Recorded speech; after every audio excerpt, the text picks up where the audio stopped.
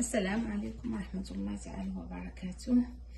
قبل ما نبداو هذا الفيديو ان شاء الله نصليو على النبي جميعا. اللهم صل وسلم وبارك على سيدنا محمد وعلى اله وصحبه اجمعين.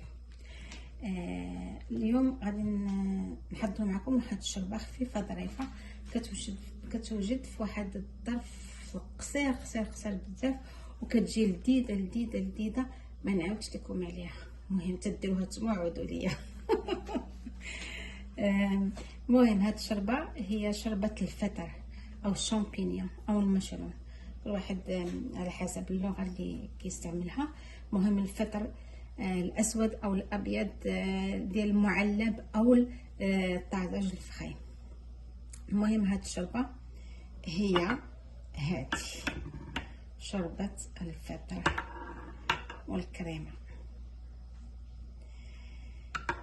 كتوجد في 10 دقائق وكتعجب الكبير والصغير ولذيذه بزاف.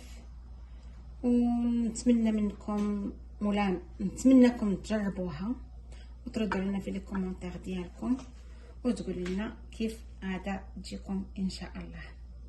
فنبداو على بركه الله وندوزو للمقادير.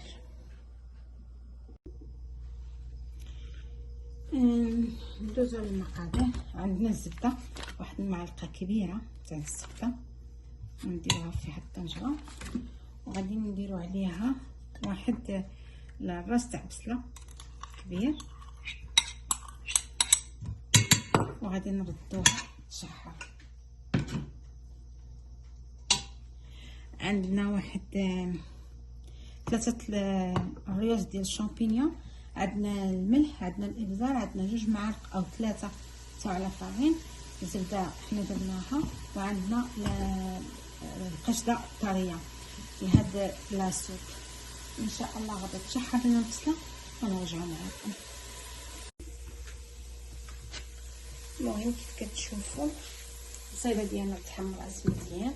غادي نزيد عليها واحد 2 المعالق تاع الفارين، 2 المعالق، غندير 3 المعالق من الدقيق، 3 المعالق تاع الفارين، وغادي نخلطهم مزيان مع هاد الفارين هادي مع هاد البصيله الجديده مزيان.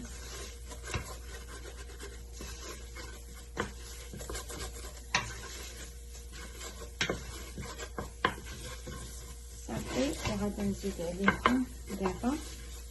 انا كنبغي شويه نقلي هاد الشامبينيون او الفطر.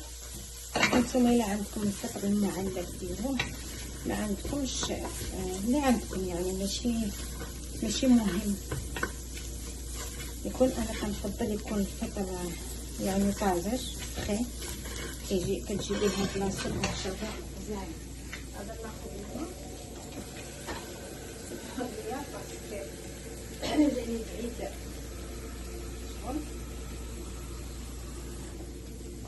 المهم غادي ندير الماء، يعني نديرو القياس شحال بغيتو نتوما، وغادي نحركها مزيان. خليها تطلع فيها الغليه. هذاك تقريبا فيه ايطرو تاع الماء. هاد الكاس هذا كيهز تقريبا ايطرو تاع الماء. غادي نزيد شويه تقريبا بزاف، غادي نخليها تطلع فيها الغليه مزيان.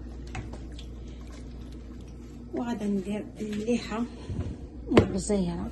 صافي، هاد الشوربه هادي ما كتكفيش بزاف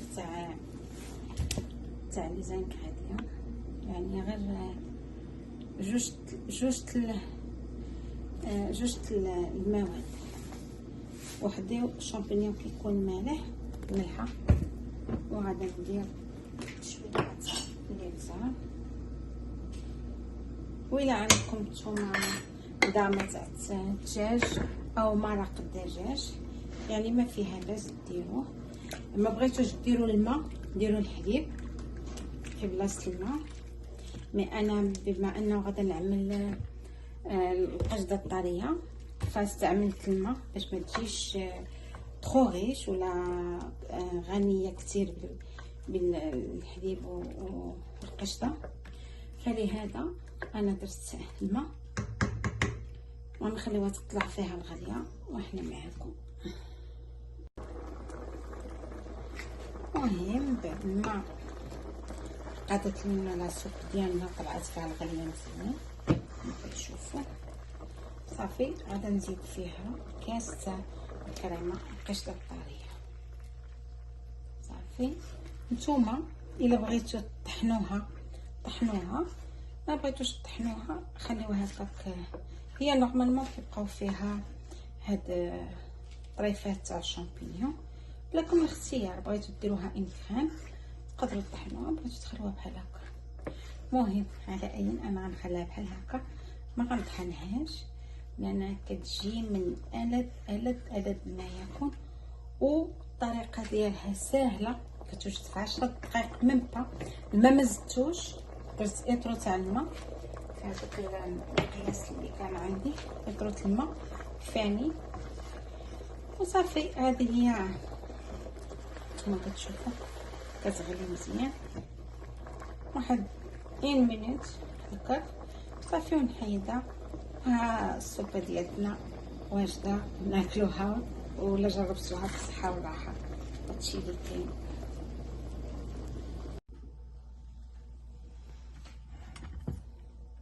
وهذه هي السوبه ديالكم او الشوربه ديال الشامبينيون او الفطر الطري.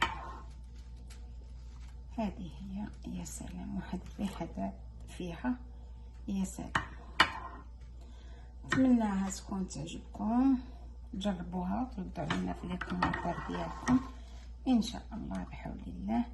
شوربه ولا اروع. استودعكم الله الذي لا تضيع ودائعه، الى فيديو اخر ان شاء الله.